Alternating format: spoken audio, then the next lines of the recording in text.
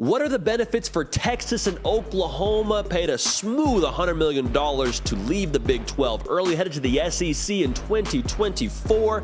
What does it mean for Texas and Oklahoma? A couple of facets to it. The first one that I'm looking at, the recruiting impact for both these schools. The recruiting pitch you can now make as Texas and Oklahoma, I don't know if it's wildly different because you already recruited at a pretty elite level. Both schools had a top 10 class this past season. Maybe some of it has to do with the SEC bump, but you can now pitch with more confidence, at least, that the competition you play against, if you come to either of these schools, will be against top NFL talent. That's not to dunk on the Big 12. That's just the fact of the matter with how the NFL draft has gone. You look at what the NFL draft data says, and the SEC pretty routinely cleans house. And so if I'm a scout and I'm watching a prospect on tape, one of the first questions I'm asking is, okay, looks good. What's the level of competition? Are you doing this against some of the top talent? Or are you doing this against Fullerton JC? Shout out Fullerton JC, though, by the way. You hear what I'm saying? I think it just legitimizes even more so your NFL potential if you're a prospect playing at either Oklahoma or Texas. There's a reason why the SEC gets so many guys drafted. And a lot of it, too, is what you do in the combine and what you do at the pro day. But I'm just telling you, I think the legitimacy of what this adds to you as a prospect doesn't hurt. Also, guess what else is happening here pretty soon? Whether you like it or not, I don't really like it that much, to be honest with you. The playoff is expanding. And what do we talk about every single year come late October, November, leading up to Selection Sunday? Hey, who'd they play? Strength of record, strength of schedule. Probably the most ugly term that we throw out in this beautiful sport. What is a good loss? I know, I didn't like saying it either. Sounded like vinegar. Felt like vinegar. You feel me?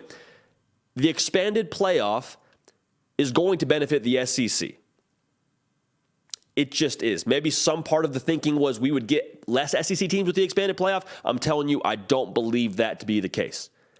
For Texas and Oklahoma, depending on how the schedules shake out in the future and how they end up divvying up the yearly opponents, I think it's going to benefit them.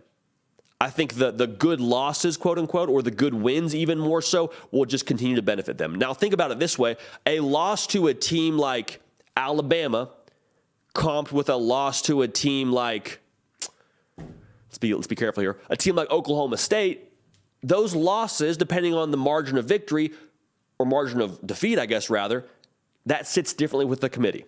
And the committee changes, I understand that, but you hear what I'm saying. I think it's going to just bolster ever so slightly their potential to make the college football playoff on a semi-consistent basis. This is one more thing I'm curious about.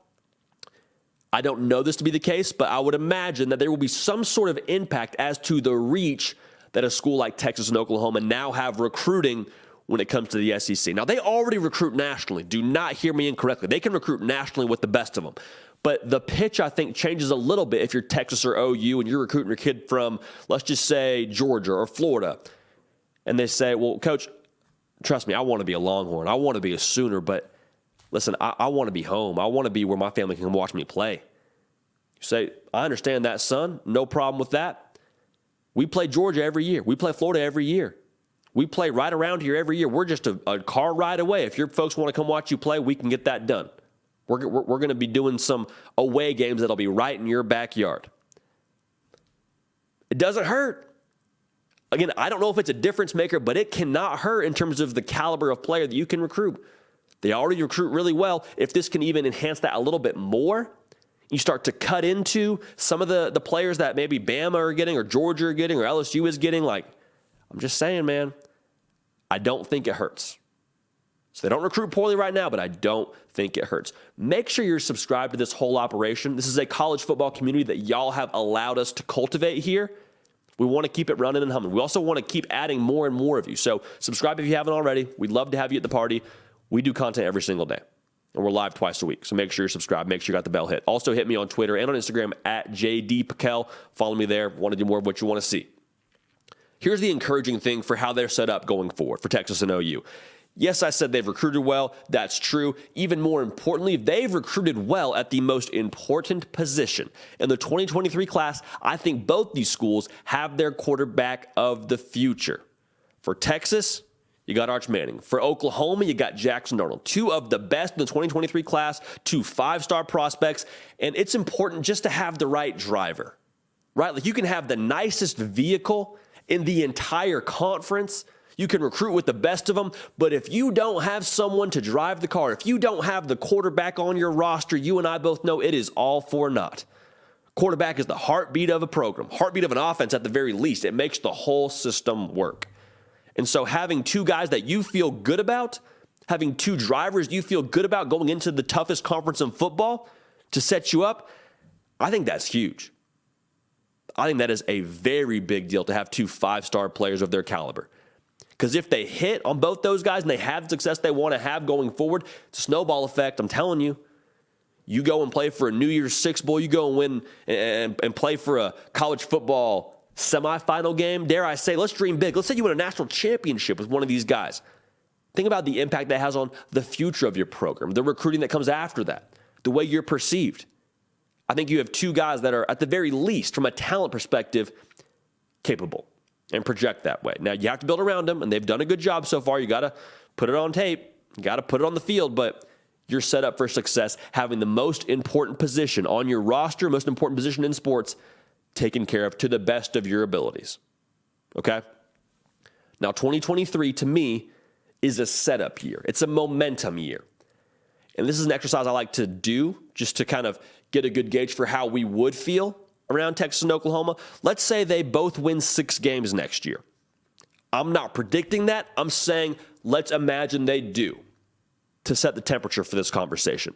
Oklahoma wins 6 games. You say, oh, man, that's not what we wanted of Brent Venables. We didn't see tremendous step forward. What's up with that?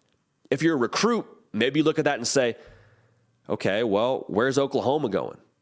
How long is Brent Venables going to be there? As opposed to they win 10 games and you say, all right, that thing is churning. Only year 2, they won 10 games. They won 9 games, whatever it is. That's success. That's progress. Okay, I want to go be a part of that. They're building something at OU. That's what you'd say around Oklahoma. Again, purely hypothetical. I'm not predicting it, but that's what you would say. That's why 2023 is important for Oklahoma. Now, for Texas, let's say they win 6 games. Different situation going into the 3rd year of the Sark era, and you say, okay, where is this headed? Is Steve Sarkisian going to be there when I get there? They're winning 6 games in the Big 12 when they won 5 his first year. They won 8 his second year. That's great, but they won 6, took a step backwards. Where is this thing headed? And they're going to the SEC? I don't know, man. I don't know if that's a train I want to get on. Now, again, same thing. Let's say they win 10 games. Let's say they play for a Big 12 title, or let's say they win a Big 12 title. Either of these schools. For Texas, you're saying, all right, they're ready. That's an operation that's built out. That's a car that is souped up and ready for the toughest competition in the country. I feel good about taking my talents to go be a part of that. If they fall short, like I mentioned, being in that 6-win range for either program, you're saying, well, I could go play for their opponent. I could go play for an Alabama or a Georgia or whoever it ends up being.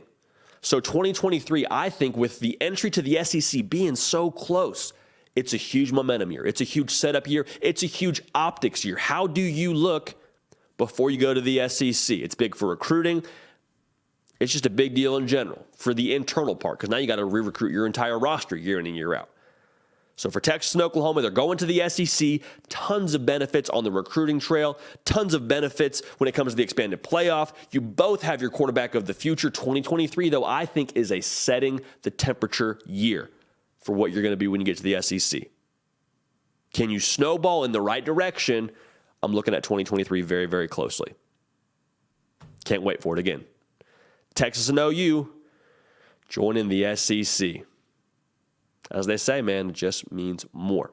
We appreciate you rocking with us. Nick, Break, Lift, and Heavy. This is your show, the People's Show. We're holding it down on our end. Y'all drive the operation, so thank you for that. Subscribe if you haven't already. Follow me on Instagram and on Twitter at JDPikel if you have not already there. But we appreciate y'all. We love y'all. We're going to keep the party rolling, and we will see y'all next time. Hey, y'all. Thanks so much for watching. Subscribe to the channel here to make sure you don't miss an episode of The Hard Count. Also, be sure to check out other videos on the On3 YouTube channel.